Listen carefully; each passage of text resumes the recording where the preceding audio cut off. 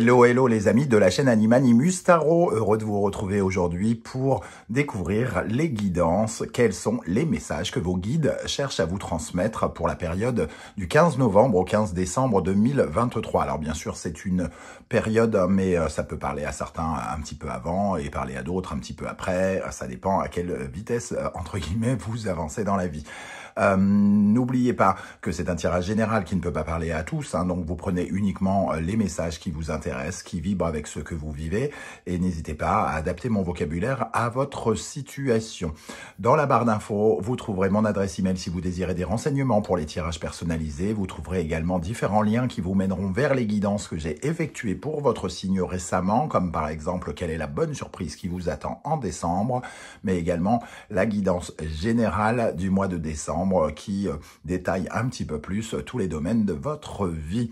On se retrouve dans un instant avec votre signe. Je vous souhaite une bonne écoute. Hello, hello les amis, Balance, ascendante Balance, signe lunaire en Balance, bienvenue pour cette guidance. Aujourd'hui, nous regardons quels sont les messages que vos guides cherchent à vous transmettre pour la période du 15 novembre au 15 décembre 2023. Alors bien sûr, c'est une période, hein, ça peut parler à certains d'entre vous dès maintenant et parler à d'autres un peu plus tard pendant le mois de décembre, voire au début du mois de janvier. N'hésitez pas à revenir sur ce tirage un peu plus tard s'il ne vous parle pas dès aujourd'hui. Je vous rappelle que c'est un tirage général qui ne va pas parler à tous de la même façon. Vous prenez uniquement les messages qui vibrent avec ce que vous vivez. N'hésitez pas à adapter mon vocabulaire à votre situation et pourquoi pas, n'hésitez pas à regarder la vidéo de votre signe ascendant et de votre signe lunaire pour avoir des compléments d'information. Allez, on y va avec l'énergie principale de ce message de vos guides. N'oubliez pas de liker, de partager et de vous abonner à la chaîne. Je vous en remercie. Avec l'oracle du soleil levant, nous avons ici l'énergie du sanctuaire. Le sanctuaire, l'endroit qui représente le calme, la sérénité, le bien-être. Le bien-être dans son fort intérieur et le bien-être avec les autres. Il y a quelque chose ici qui vous unit dans le bien-être peut-être avec d'autres personnes. On sent que vous protégez à la fois votre secteur intérieur, protégez ou améliorez, vous remettez du calme, de la spiritualité ici au sein de votre maison, j'ai envie de dire. Alors au sein de votre maison, au sein de votre famille, pourquoi pas. En tout cas, quelque chose qui est extrêmement privé autour de vous, hein, quelque chose qui appartient à la vie intime, à la vie privée. Ici, on ressent une énergie où on cherche à apaiser, à calmer, à se détendre. Alors peut-être que vous êtes dans une énergie extrêmement active qui va dans ce sens. Comme on parle de l'intimité, de la vie intime, on peut parler d'un déménagement par exemple ou d'une conciliation, de compromis à trouver avec des personnes extrêmement proches pour justement être dans une certaine forme de bien-être. Le sanctuaire, c'est comprendre l'art de la paix. Alors peut-être que l'on fait finalement la paix avec soi-même ou avec les personnes qui nous entourent. Il y a quelque chose qui s'améliore hein, ici, en tout cas dans cette communication à l'autre, dans ce que l'on recueille comme bienfait pour soi-même et dans ce que l'on est en train de faire. Moi, c'est ce que je ressens ici. Il y a une certaine manière de se réconcilier avec des énergies extrêmement intimes.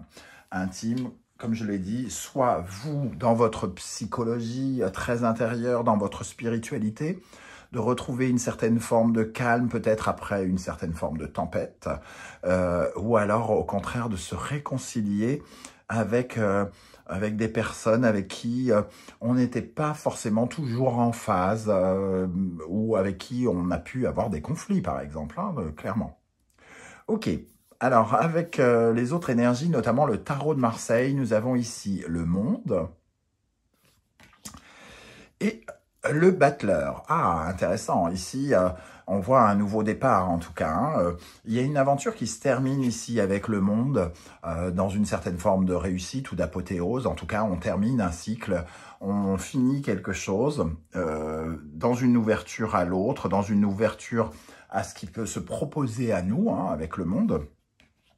Et on a le battleur, en plus 21 plus 1, on a bien le matin, donc c'est une nouvelle aventure qui commence, semble-t-il, pour vous.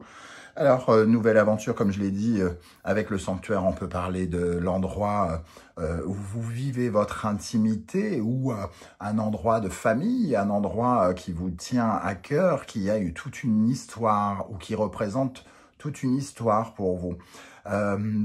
Alors, on tourne une page, hein, quelque part. On va en tout cas vers de nouvelles aventures. Alors, quand je dis tourner une page, ça ne veut pas dire que on se sépare forcément de quelque chose. Ça veut dire qu'en tout cas, on va passer à une nouvelle étape de sa vie, ici, en protégeant certains de nos acquis, puisqu'on a certains éléments sur la table qui représentent ce que l'on possède déjà, les premières armes que l'on a pour avancer, hein, entre guillemets, certaines compétences, certains biens, certaines excitations avec les bâtons, un certain enthousiasme, une envie d'avancer en tout cas.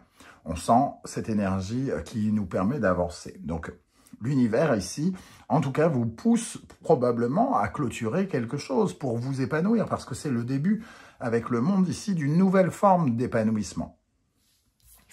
Avec la sagesse de l'oracle, nous avons entre les mondes.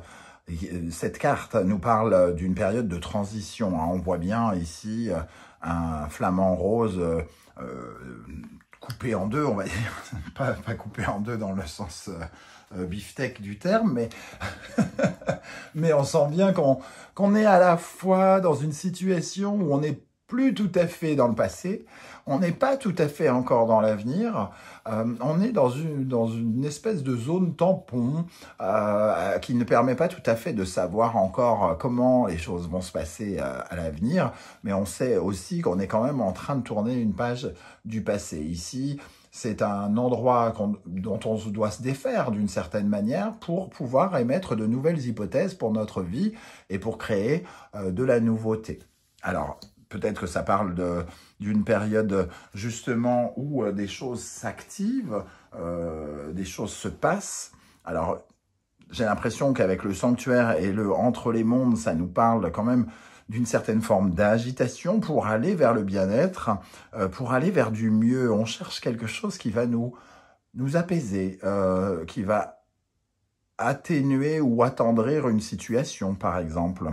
On n'est pas encore au résultat, mais ici, en tout cas, on sent bien que on est en train de passer un cap important. Est-ce que on restera là où on va? C'est pas encore tout à fait certain, par exemple. Même si on entreprend un nouveau voyage, un nouveau déménagement, est-ce qu'on sera heureux là où on va? Et rien n'est encore tout à fait certain. On doit se laisser aller à certaines hypothèses. On est encore dans une zone de transition.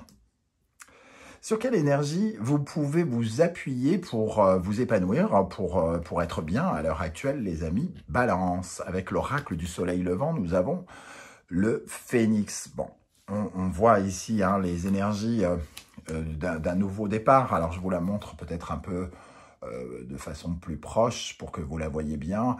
Cette jeune femme dans sa coquille qui renaît comme une seconde chance. Hein. On voit bien que c'est pas un bébé, c'est quelqu'un qui s'accorde une résurrection, une libération, après peut-être une époque qui a pu être compliquée parce que le phénix, il renaît de ses cendres et pour ça, il faut avoir laissé tout brûler, j'ai envie de dire.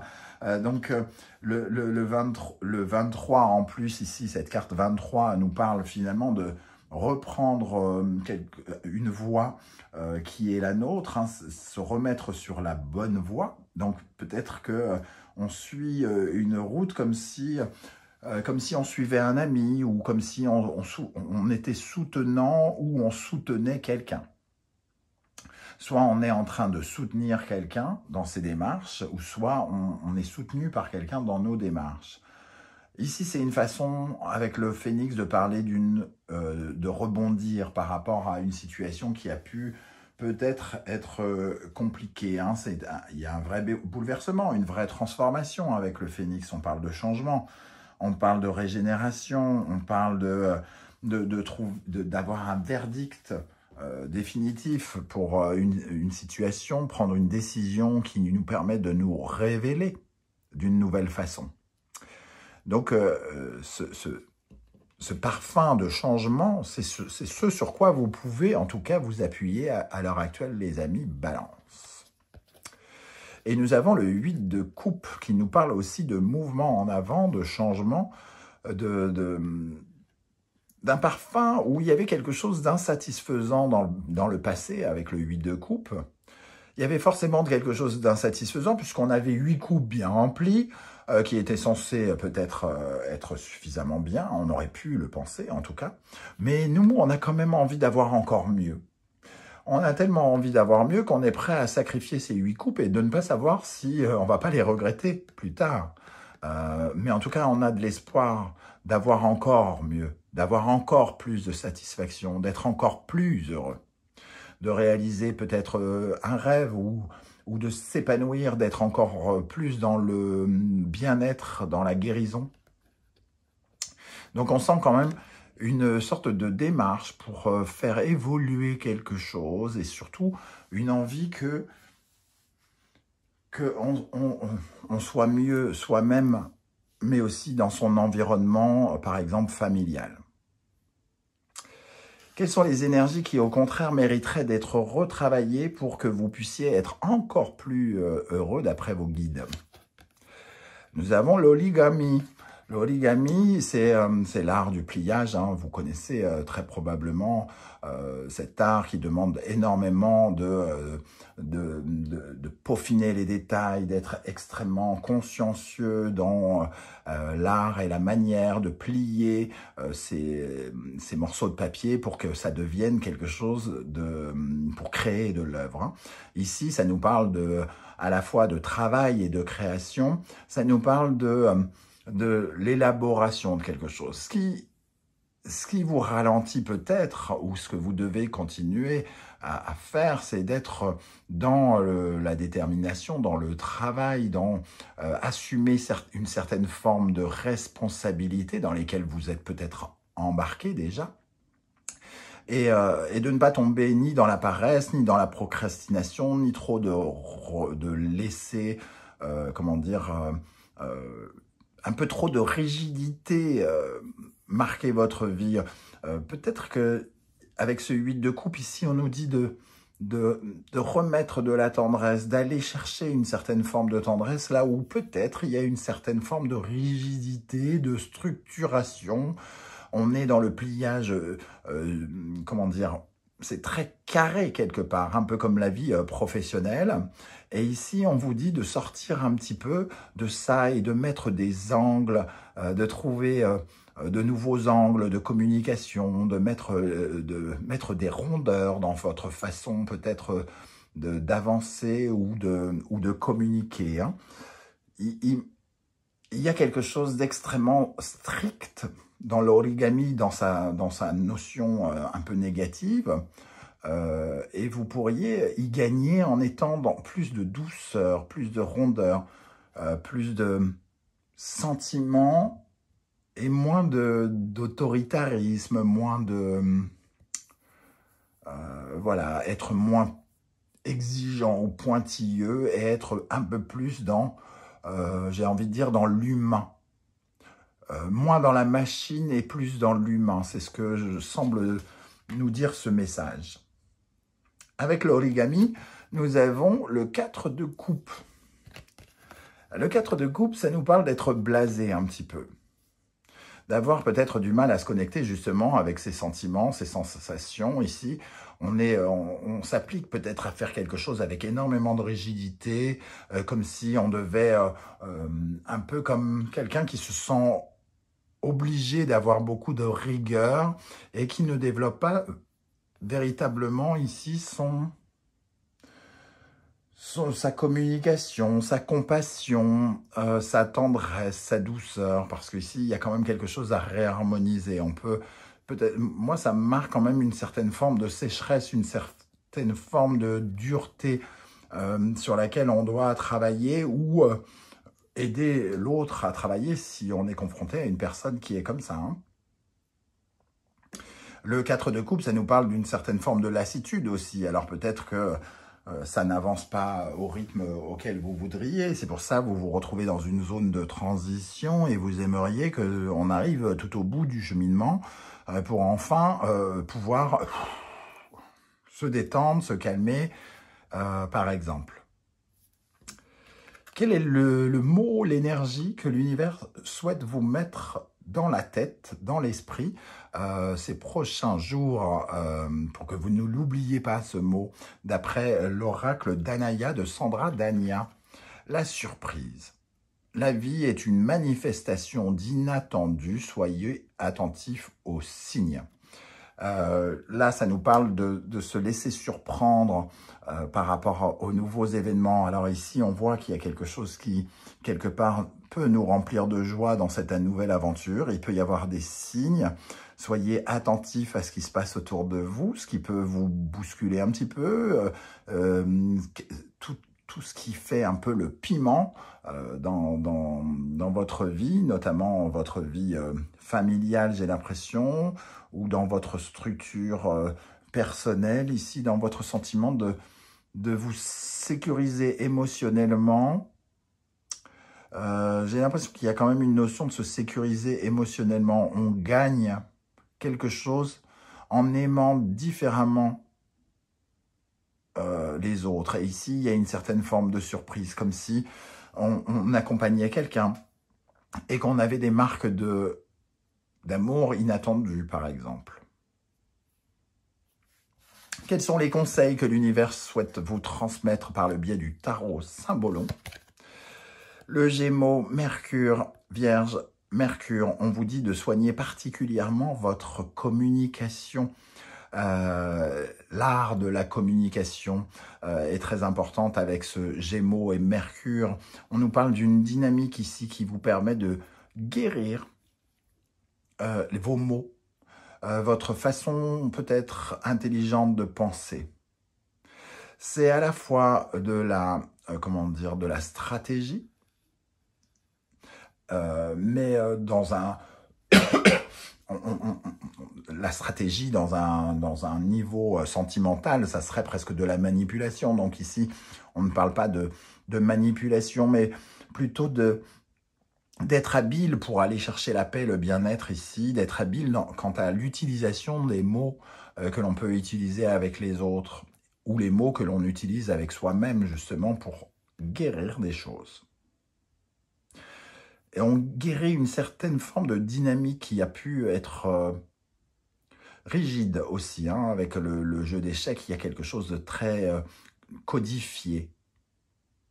Et ici, on vous invite finalement à sortir de certains codes pour accéder à quelque chose où l'on apprend une nouvelle façon de parler, une nouvelle façon de communiquer, une nouvelle façon, entre guillemets, de se vendre de façon plus générale. Le deuxième conseil, Cancer, Lune, Bélier, Mars. On retrouve ici le fait qu'il peut y avoir une aventure familiale nouvelle, une nouvelle initiative, un nouveau projet, une nouvelle flamme quant à la famille, quant au passif familial, quant à nos acquis, quant à notre héritage, ce que nous ont légué nos ancêtres et que nous léguerons à nos descendants, entre guillemets. Ici, il y a une volonté d'agir pour la famille d'une façon nouvelle, de lancer de nouvelles initiatives pour notre foyer, pour nous, pour les gens qui nous entourent peut-être, hein, en fonction de ce que vous vivez. Et on vous invite à la fois à prendre une certaine forme d'indépendance, parce que vous pouvez prouver que vous êtes puissant et que vous pouvez assurer votre sécurité par vous-même, peut-être en améliorant votre sécurité émotionnelle, par exemple. Et ici, nous avons la Vierge, Mercure, Capricorne et Saturne. Ça nous parle d'une certaine forme de blocage. Avec ici le Saturne qui nous parle d'accéder à un certain sens de la vérité. On voit qu'il y a des peurs ici. Il y a des peurs, des fonctionnements du passé qui ressurgissent peut-être un peu comme des fantômes. Il peut y avoir le sentiment que des fantômes reviennent parce que on remet le doigt sur des fonctionnements qui ont un lien avec les figures d'autorité. Donc votre père, si c'est lui qui faisait, si c'est lui votre figure d'autorité, ou votre mère, parce que parfois notre mère est plus autoritaire que notre père, hein. Ici il peut y avoir quelque chose à guérir par rapport à l'autorité, votre autorité, ou par rapport à celle ressentie vis-à-vis d'autres personnes. On sent de la guérison, hein, voilà, une certaine forme de guérison ici, en tout cas pour vous. On termine avec l'oracle des portes de l'intuition pour les balances pour la période du 15 novembre au 15 décembre. On va aller par ici. La clé. Tout peut arriver dès que vous êtes conscient de vos potentialités. Bon, voilà, il y a des choses qui s'ouvrent en tout cas avec cette clé. C'est votre potentiel aussi qui s'ouvre. C'est-à-dire que vous allez acquérir quelque chose, un don, une capacité, quelque chose que vous ne possédez pas ou que vous vivrez mal jusqu'alors. Ici, il y a comme une clé qui vous permet d'ouvrir une nouvelle petite boîte d'épanouissement, une petite qui vous ouvre à ouvrir une porte de votre intimité, hein, quelque part. Le plongeon, courage, et lancez-vous, une réalité pleine de promesses vous attend. Il y a quelque chose de très bénéfique, en tout cas, dans cette nouvelle aventure. Ici, nous avons le mat, hein, 21 plus 1, le mat, le plongeon, c'est un peu cette énergie ici. Allez, il faut y aller, on va de l'avant, on agit dans le sens dans lequel on doit avancer, sans peur, et on verra comment ça fonctionne plus tard. Et la troisième énergie, la perle, témoignez de la reconnaissance pour ce que vous avez dans la vie. En tout cas, il y a des circonstances ici inattendues, des manifestations par les signes que vous pouvez ressentir, et on vous invite à avoir de la gratitude, à reconnaître que ce que vous avez est plutôt pas mal et que ce que l'on vous offre peut remplir et vous nourrir. Il y a un joyau ici qu'il faut reconnaître. Il y a une perle, il y a peut-être la naissance d'une perle aussi pour certains. Et il faut chérir ce lien, si on parle d'un lien, il faut chérir cette nouveauté, comme quelque chose qui vous ouvre des portes. Voilà les amis, balance, comment je ressens ce tirage, je ne sais pas du tout comment ça va vous parler, j'espère que vous serez nombreux à commenter juste en dessous pour me dire comment vous avez ressenti ces énergies, de quoi vous a parlé ce sanctuaire et ce phénix par exemple, est-ce que vous avez ressenti les énergies dont je vous ai parlé. J'aurai plaisir à vous lire. Si vous ne souhaitez pas déballer votre vie sur YouTube, ce que je peux aussi comprendre, n'hésitez pas ne serait-ce qu'à laisser un emoji ou un like ou un petit bonjour, juste pour faire signe. C'est une façon de ne pas être un suiveur fantôme qui n'intervient pas sur la chaîne. Moi, je suis toujours ravi qu'on puisse tous partager les uns avec les autres. Je vous remercie en tout cas de m'avoir écouté. N'oubliez pas de liker, de partager et de vous abonner. On se retrouve très vite pour une guidance 2024 et une guidance sentimentale également. Prenez bien soin de vous les amis Balance, merci d'être là et à très très bientôt. Ciao ciao.